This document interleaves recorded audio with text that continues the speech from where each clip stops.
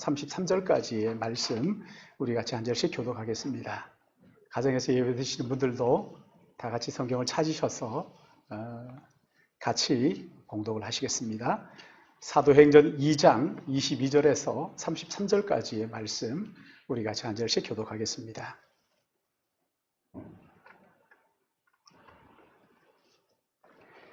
(22절) 말씀 제가 봉독합니다. 이스라엘 사람들아, 이 말을 들으라. 너희가 아는 바와 같이 하나님께서 나사렛 예수로 큰 권능과 기사와 표적을 너희 가운데서 베푸사 너희 앞에서 그를 증언하셨느니라. 그가 하나님께서 정하신 뜻과 미리 하신 대로 내준 바 되었거늘 너희가 법 없는 자의 손을 빌려 하나님께서 그를 사망의 고통에서 풀어 살리셨으니 이는 그가 사망에 매여 있을 수 없었음이라.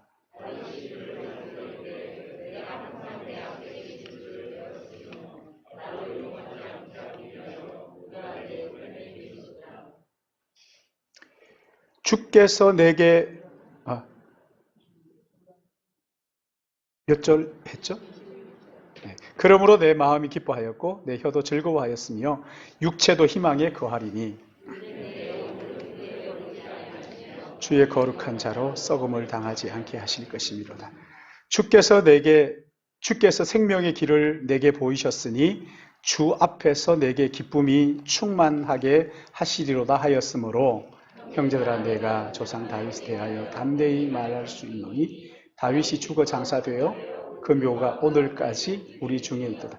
그는 선지자라. 하나님이 이미 맹세하사 그 자손 중에서 한 사람을 그 위에 앉게 하리라 하심을 알고 미리 본고로 그리스도의 부활을 말하되 그가 음부의 버림이 되지 아니하고 그의 육신이 썩음을 당하지 아니하리라. 이 예수를 하나님이 살리신지라. 우리가 다 이 일의 증인이로다.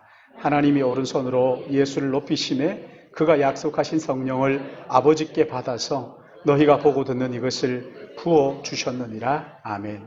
우리 같이 기도하겠습니다. 사랑하시는 아버지 하나님, 참 어려운 이 난국에 이렇게 하나님께 예배할 수 있는 마음과 또 시간을 허락하여 주신 것을 감사를 드립니다.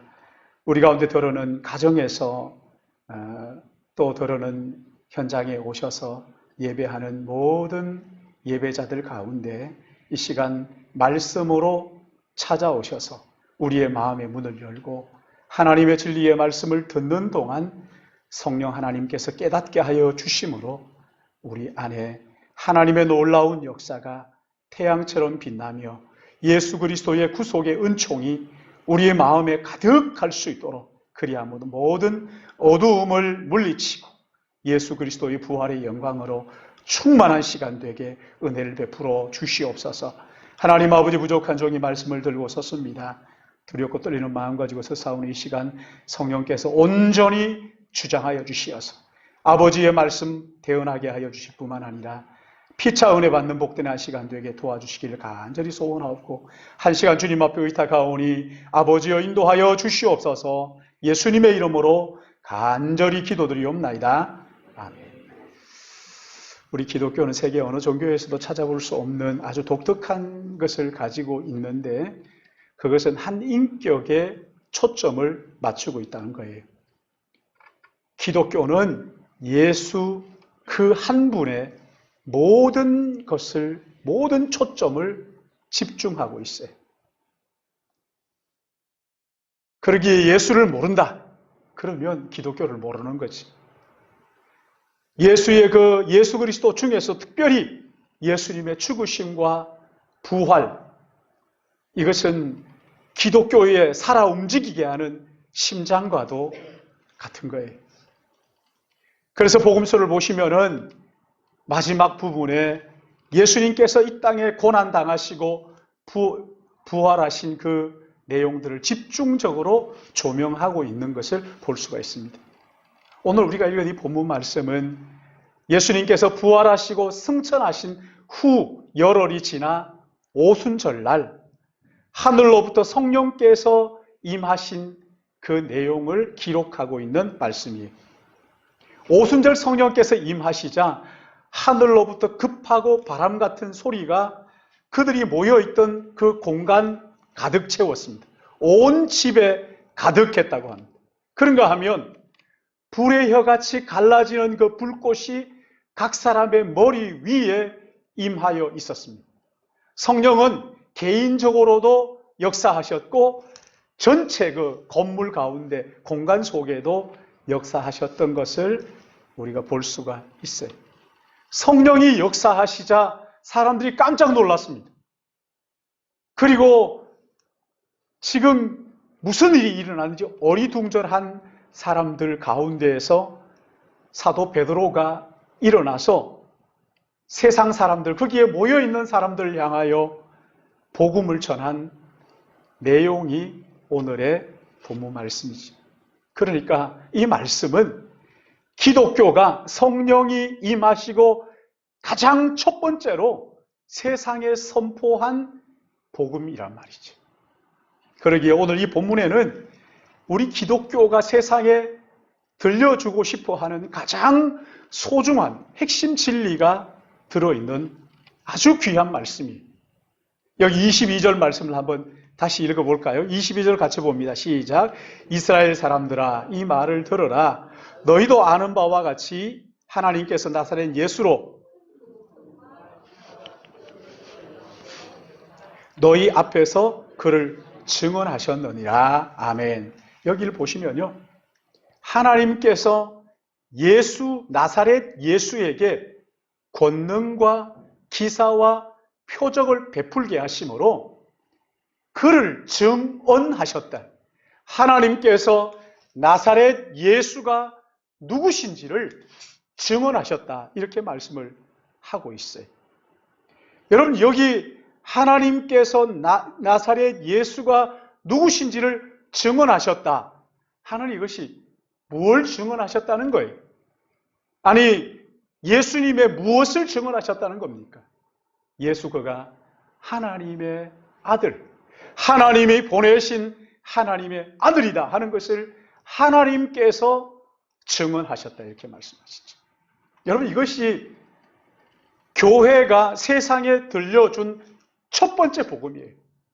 예수 그는 하나님이 보내신 하나님의 아들입니다 하는 것이 교회가 세상에 전해주고 싶어하고 들려주고 싶어하는 첫 번째 복음이라는 거예요. 나사렛에 사셨던 예수 바로 그 사람이 하나님이 보내신 하나님의 아들입니다 하는 것을 성경은 세상에 전해주고 싶어 한다는 거예요. 여러분 예수는요 분명히 마리아에게서 나신 나사렛 사람입니다. 분명한 사람이었어요. 그냥 살았다 카드라가 아니라 실제로 역사 가운데 마리아 동정녀 처녀의 몸에서 나셔서 나사렛에서 사신 사람이에요. 그런가 하면 또한 그분은 오늘 여기 23절 말씀처럼 그가 하나님께서 정하신 뜻과 미리 아신 대로 하나님이 정하신 계획을 따라 이 땅에 보내신 하나님의 아들 하나님이시라는 것이 오늘 성경이 우리에게 들려주고 싶어 하는 것이란 말이죠. 우리는 예수에 대해서 많이 들었어요. 학교에서 예수에 대해서 여러분 많이 배웠잖아요. 예수는 인류의 4대 성인 가운데 한 분이다 이렇게 배우고 또 그렇게 믿고 있는 사람들이 많아요. 그러나 여러분 그것은 기독교가 말하고 싶어 하시는 복음이 아니란 말이죠. 기독교는 나사렛 예수 그는 참 사람이셨고 또한 하나님이셨다 하는 것을 선포하는 것이 기독교 복음의 핵심이란 말이죠. 예수는 나사렛에서 우리와 똑같은 사람으로 사신 분이다. 그런가 하면 예수는 하나님 아버지께서 아들 하나님으로 증언하신, 선포하신 하나님이시다. 이것이 성경이 우리에게 들려주고 싶어하는 복음의 핵심이. 그런가 하면 여기 또 하나 있어요. 두 번째로 교회가 세상에 들려주고 싶어하는 복음 메시지가 23절에 나오는데 23절 우리 같이 읽을까요? 시작. 그가 하나님께서 정하신 뜻과 미리 아신 대로 내준 바 되었거늘 너희가 법 없는 자들의 손을 빌려 다 못 박아 죽였으니. 복음의 가장 중요한 핵심, 교회가 이 세상에 정말 들려주고 싶어하는 이 복음의 핵심이 무엇인가? 여기에 보시면 하나님께서 정하신 뜻과 그는 나사렛 예수를 말하는 거예요. 나사렛 예수 그는 하나님께서 정하신 뜻과 영원 전에 하나님의 계획 속에서 정하신 그 뜻과 미리 아심을 따라서 내어준 바 되었다. 보내신 것도 맞습니다. 그러나 여기에서 내어준 바 되었다는 것은 그 뒤에 보면 너희가 법 없는 자의 손을 빌려 못 박아 죽였으나 십자가에 못 박아 죽이도록 내어주셨다 하는 그런 말씀입니다. 아들 예수를 십자가에 내어주신 분은 하나님이신데 하나님께서 그를 십자가에 내어주신 것은 그저 즉흥적으로 일어난 일이 아니라 영원 전부터 계획하심을 따라서 하나님의 뜻을 따라서 미리 아신 대로 그렇게 내어주신 것이 예수의 죽음이다. 이렇게 선포하는 것이죠. 예수님의 죽음은 하나님께서 미리 정하신 계획을 따라 십자가에 내어주신 것이다. 이렇게 선언하고 있는 거예요. 그런가 하면 여기 또 하나 있죠. 너희가 법 없는 자들의 손을 빌려 못 박아 죽인 것이다. 하나는 하나님의 계획을 따라 이 땅에 보내주셨고 십자가에 못 박아 죽이신 것이고, 또 하나는 우리가 법 없는 자들의 손을 빌려서 예수님을 십자가에 못 박아 죽인 것이다. 그렇게 말합니다. 우리가 직접 죽이진 않았죠. 너희가 직접 죽인 것은 아니지만 법 없는 자들의 법을 무시하는 그 로마의 지도자들과 종교 지도자들, 유대의 종교 지도자들의 손을 빌려서 너희 죄가 예수를 십자가에 못 박은 것이다. 이렇게 성경이 선포하고 있단 말이에요. 그러니까 예수의 죽으심은 실수가 아닙니다. 예수의 죽으심은 유다의 배반 때문에 일어난 피치 못할 사건이 아니란 말이에요. 이것은 우리를 사랑하신 하나님께서 영원 전부터 계획하셔서 아들을 이 땅에 보내시고 우리를 구원하시려고 십자가에 내어주신 계획된 예비하신 하나님의 계획이었다. 그렇게 말씀을 하시는 것이지. 그러니까 예수의 죽음을 놓고 성경은 하나님께서 정하신 뜻을 따라 미리 아신 대로 십자가에 내어주신 것이라고 증언하시고, 또한 너희의 죄가 법 없는 자들의 손을 빌어 십자가에 못 박아 죽인 것이다. 이렇게 두 가지를 선언을 하고 있는 거예요. 그러니까 예수는 정치적인 희생양이 아니에요. 가룟 유다의 배신으로 못 박힌 것이 아니에요. 첫째는 세상을 사랑하셔서 구원하시기를 기뻐하시는 하나님께서 우리를 구원하시기 위하여 영원전부터 계획하신 것이고, 또 하나는 법을 무시하고 조롱하는 로마 지도자들과 유대 종교 지도자들의 손을 빌어 십자가에 내어준 우리의 죄, 우리가 십자가에 죽인 것이다. 그렇게 성경이 명백하게 증언하고 있고, 또한 이것을 교회가 세상에 들려주고 싶어하는 복음이라는 거예요. 예수님의 십자가 죽으심, 이것은 첫째는 하나님의 계획입니다. 두 번째는 우리가 십자가에 못 박아 죽였어요. 우리의 죄 때문이라고 말씀하십니다. 그래서 로마서 8장은 이렇게 말씀합니다. 로마서 5장 8절은 우리가 아직 죄인 되었을 때 그리스도께서 우리를 위하여 죽으심으로 하나님께서 우리에 대한 자기의 사랑을 확증하셨느니라. 그렇게 말씀하시는 거예요.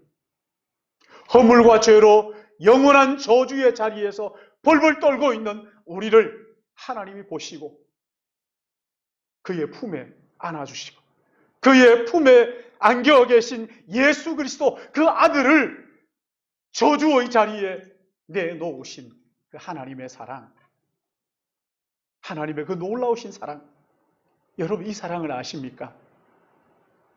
세상이 말하는 달면 쓰고 달면 삼키고 쓰면 뱉고 하는 그런 사랑이 아니에요. 진짜 사랑, 진짜 사랑, 진짜 사랑이 뭡니까?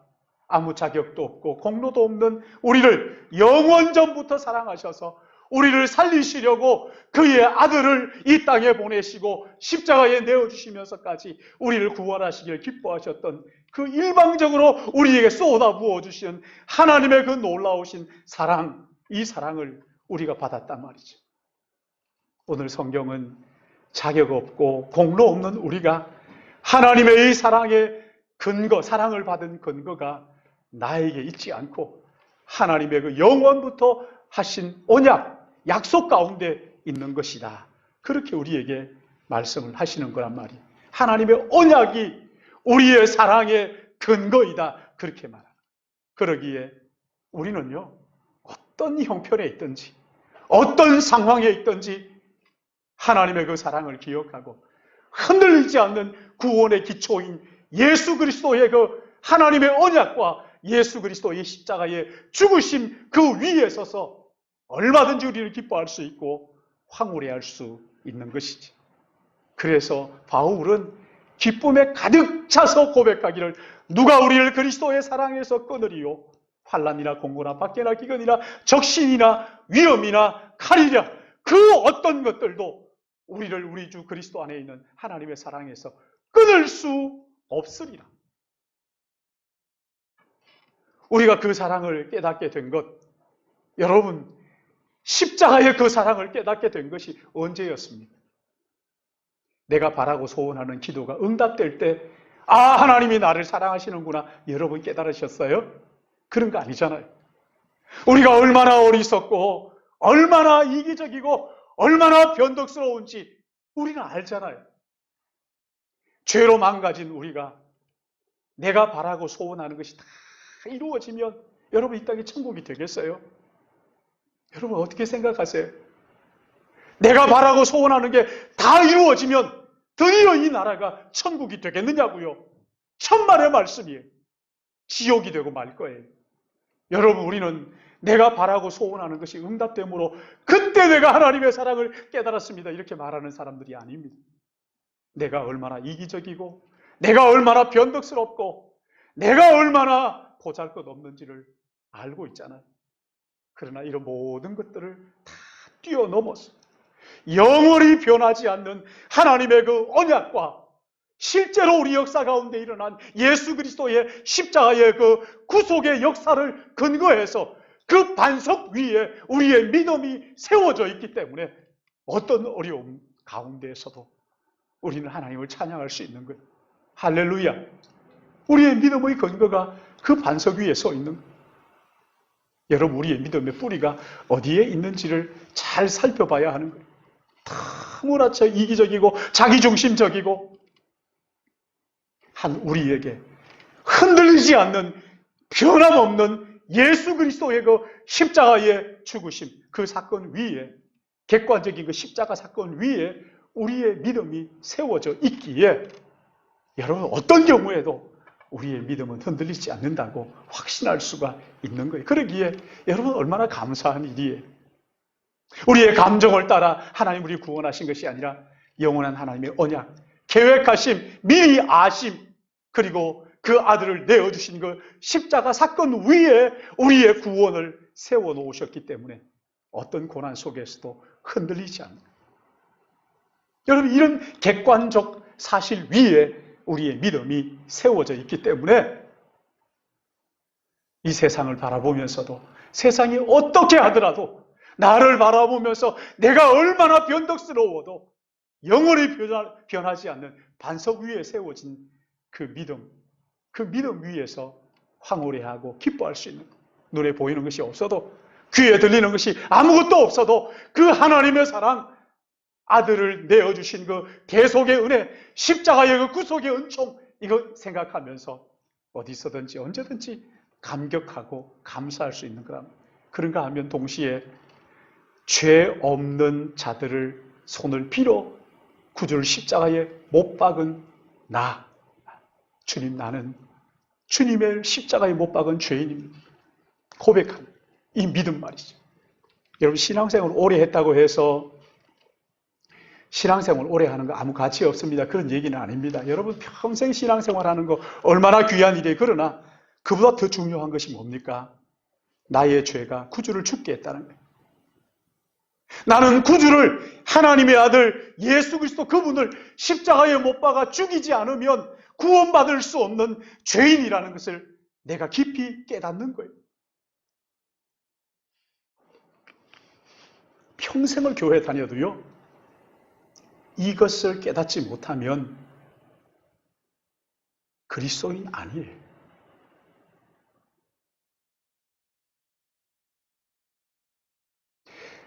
아무리 세상적으로 성공하고 교회 다니고 나서 도덕적으로 정말 깨끗하게 살았다고 사람들이 자기를 칭찬하더라도 내가 하나님 앞에서 얼마나 더러운 죄인이며 영원히 멸망할 죄인인가를 진심으로 깨닫지 못했다면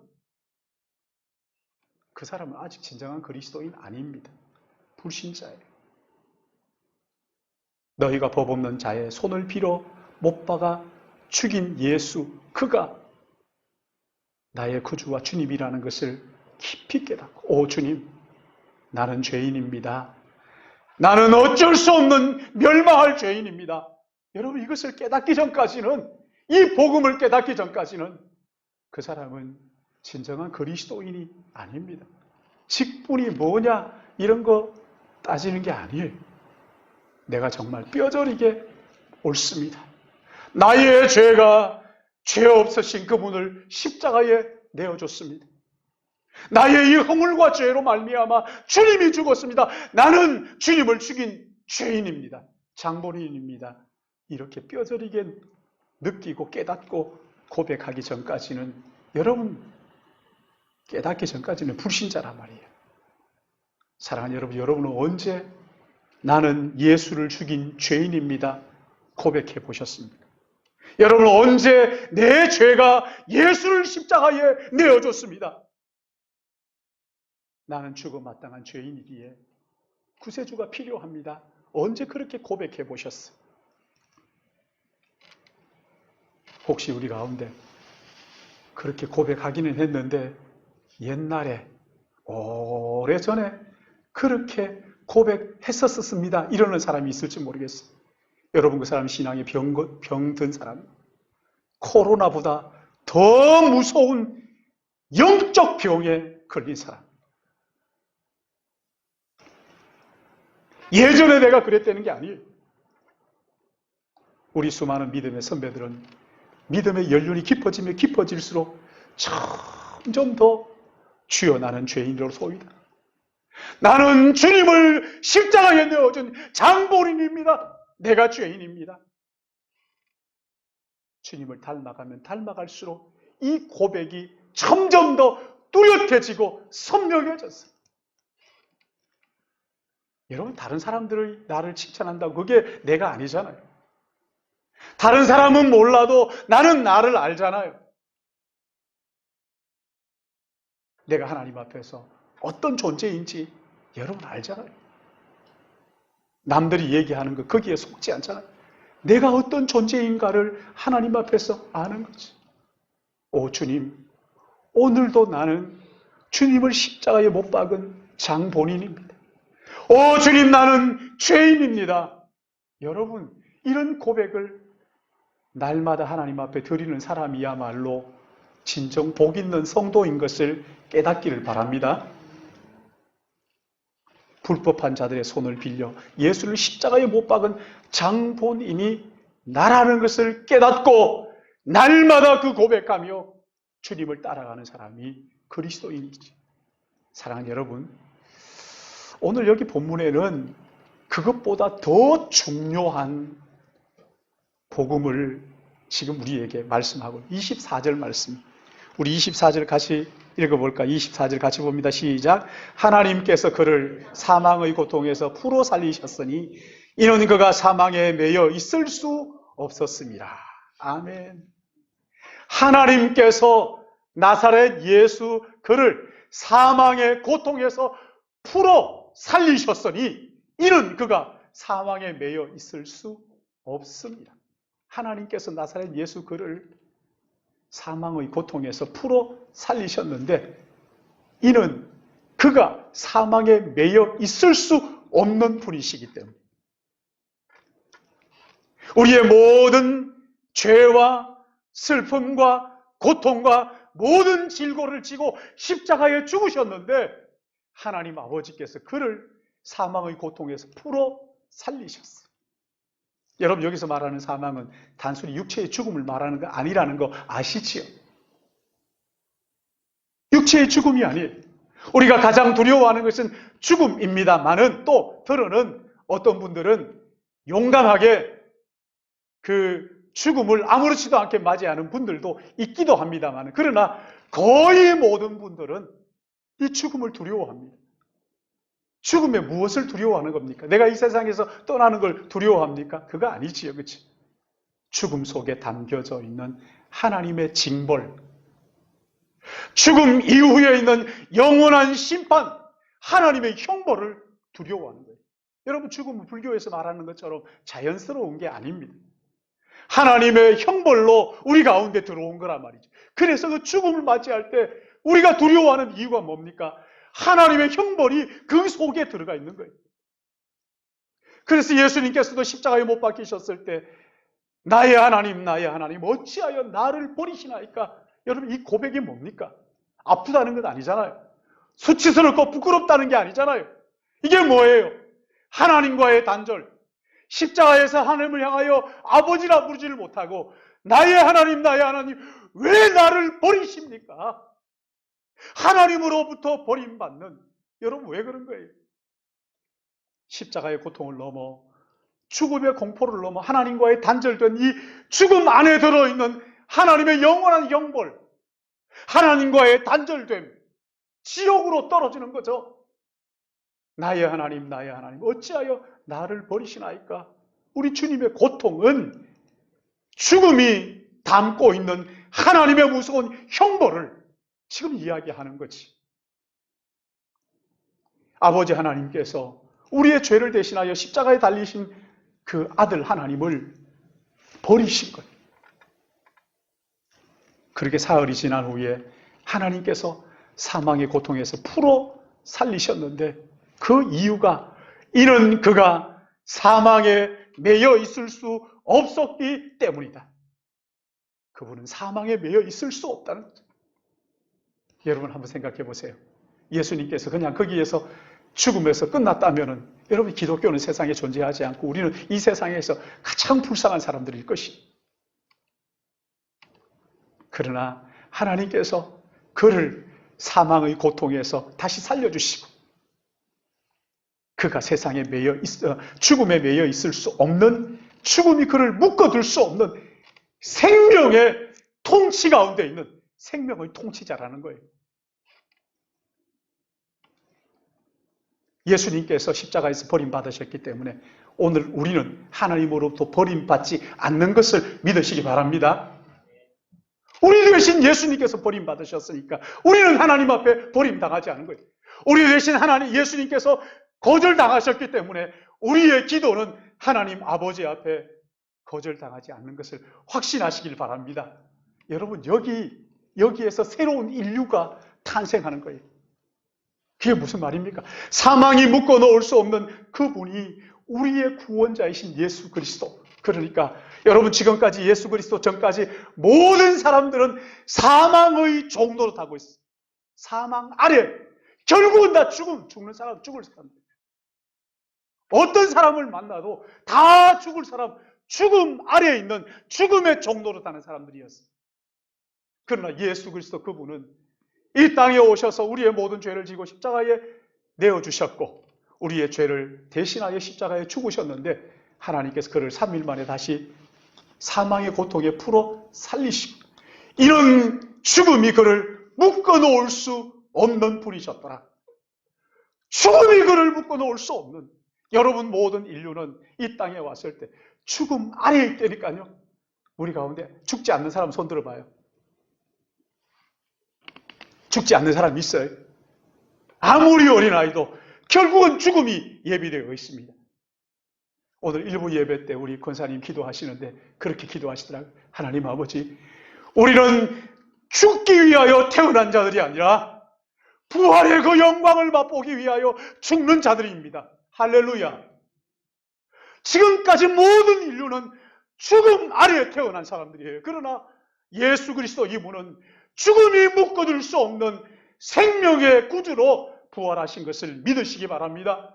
죽음을 깨뜨리고 다시 부활하신. 그래서 고린도전서 15장 20절 말씀을 보시면 잠자는 자들의 첫 열매가 되셨다 이렇게 말합니다. 여러분, 첫 열매가 뭐예요?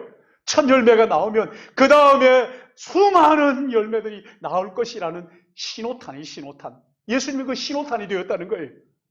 지금까지 죽음의 종로로 타는 그 모든 인류에 생명이 지배하는, 죽음이 가두어 놓을 수 없는 생명의 구주 그분이 이 땅에 오셔서 우리로 하여금 그가 버림을 받고 그가 거절당하심으로 버림받지 않도록 생명의 주위에 붙어있는, 이제 생명을 맛보게 될, 영원한 부활을 맛보게 될 그 믿음의 가족들이 되었다 하는 것을 예수 그리스도께서 우리에게 선포하신 거예요. 여러분, 우리가 죽어서 천국 간다 그런 얘기가 아닙니다. 이 땅에 사는 동안 우리에게 이 부활을 경험하면서 맛보면서 살도록 그렇게 인도하시는 거예요. 여러분, 우리는 이 땅에 살면서 질고를 지고 살잖아요. 질고가 없는 사람이 어디 있어요? 다 질고를 지고 살지요. 사망의 그 그늘 아래 사는 자들입니다. 그러나 예수 그리스도 그분이 오셔서 사망의 그늘을 깨뜨리시고 죽음이 묶어둘 수 없는 그 생명이신 예수 그리스도 부활하심으로 말미암아 우리 모두는 더 이상 사망의 권세에 지배받는 자들이 아니고, 누가 우리를 그리스도의 사랑에서 끊으려 사망에 지배받는 자들이 아니라 하나님의 생명의, 죽음이 생명에게 삼킴바 된 부활의 생명을 가진 자들인 것을 여러분 믿으시기를 바랍니다.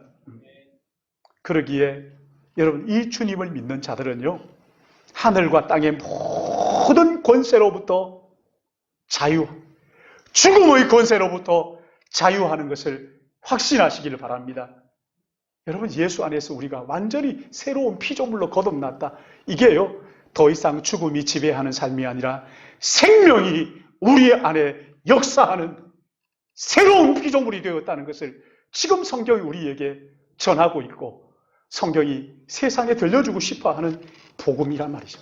이걸 모르면 아무것도 모르는 거예요.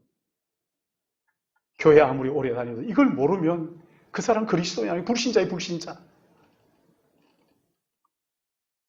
뿐만 아니라 여기 다윗이 이렇게 고백합니다.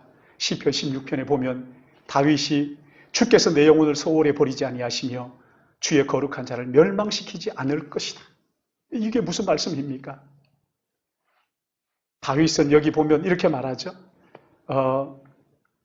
29절 우리 같이 한번 읽어볼까요? 시작. 형제들아, 내가 조상 다윗에 대하여 담대히 말할 수 있노니 다윗이 죽었어요? 살았어요? 죽었어요. 무덤이 우리 안에 버젓이 있어요. 그러나 다윗이 내 육체가 썩지 아니할 것이고 그리고 나로 하여금 영광을 보게 할 것이라 하셨는데, 그게 다윗 자신을 가리킴이 아니고 30절 보시면은 다윗, 그는 누구라고요? 선지자라. 하나님이 이미 맹세하사 그 자손 중에 한 사람을 그 위에 앉게 하리라 하심을 알고 미리 본고로 다윗이 이렇게 얘기한 것은 누구를 가리켜 한 얘기라고요? 하나님의 아들 예수 그리스도, 그리스도의 부활을 말한 것이다. 이렇게 지금 해석을 하고 있는 것이지. 그러면서 이 32절, 33절 우리 같이 읽습니다. 시작. 이 예수를 하나님이 살리신지라 우리가 다 이 일의 증인이로다. 하나님이 오른손으로 예수를 높이심에 그가 약속하신 성령을 아버지께로 받 너희가 보고 듣는 이것을 부어 주셨느니라. 아멘. 약속하신 성령이 오셔서 우리에게 이 부활을 맛보게 하셨던 것. 여러분, 여기 부활의 증인이 누굽니까? 우리들, 사도들. 그런가 하면 사도들을 통하여 믿음을 받은 오늘 우리가 그리스도의 증인, 부활의 증인들이란 말이죠. 아니, 우리가 부활 언제 봤어요? 여러분, 부활 봤어요? 보질 않았잖아요. 그러나 예수 믿을 때 우리 안에 오신 성령 하나님 그분이 우리로 하여금 너희는 더 이상 육체가 썩어질 죄의 종로로 타는 것이 아니라, 사망의 종로로 타는 것이 아니라 생명의 죽음이 묶어 놓을 수 없는 예수 그리스도께서 그 죽음을 깨뜨리고 일어나신 새 생명의 통치를 받는 자유인으로 우리가 부름을 받았다. 이것을 성령께서 깨우쳐 주시는 거예요. 물론 성령이 부활의 완전함을 깨우쳐 주시진 않습니다. 조금이에요. 질고 많은 이 땅을 사는 동안 성령께서 우리 안에 오셔서 부활의 영광이 어떤 것인지 조금 맛보게 합니다. 조금만 알아도 내가 죄에 지배받는 사망의 종이 아니라 생명의 종이고 부활의 종이고 예수 그리스도의 그 부활로 말미암아 얻은 영원한 새 생명의 소유자라는 것을 이 부활의 증인으로서 그것을 드러내며 살도록 우리를 부르신 그 부르신 자들이란 말이지. 사랑하는 여러분, 우리가 꼭 선교사가 되고 목사가 되려는 게 아닙니다. 우리의 삶의 자리 거기에서 죄의 종로로 타고 끊을 수 없는 죄에 매여서 날마다 죄와 싸우는 자들이 아니라 죄를 이기신 예수 그리스도, 생명이 죽음이 묶고 놓을 수 없는 예수 그리스도의 그 놀라운 생명 아래서 생명의 종으로서 자유하는 이 기쁨을, 이 감격을 날마다 보여주고 드러내고 증거하며 살도록 우리가 이 땅에 부르심을 받았단 말이지. 그러기에 성령 안에서 말씀을 붙들고 날마다 그 말씀을 기쁨으로 복종하며 부활의 증인으로 새 생명의 지배를 받는 진정한 자유자로 부활의 증인으로 사시기를 예수님의 이름으로 축복합니다. 사랑하시는 아버지 하나님, 죄와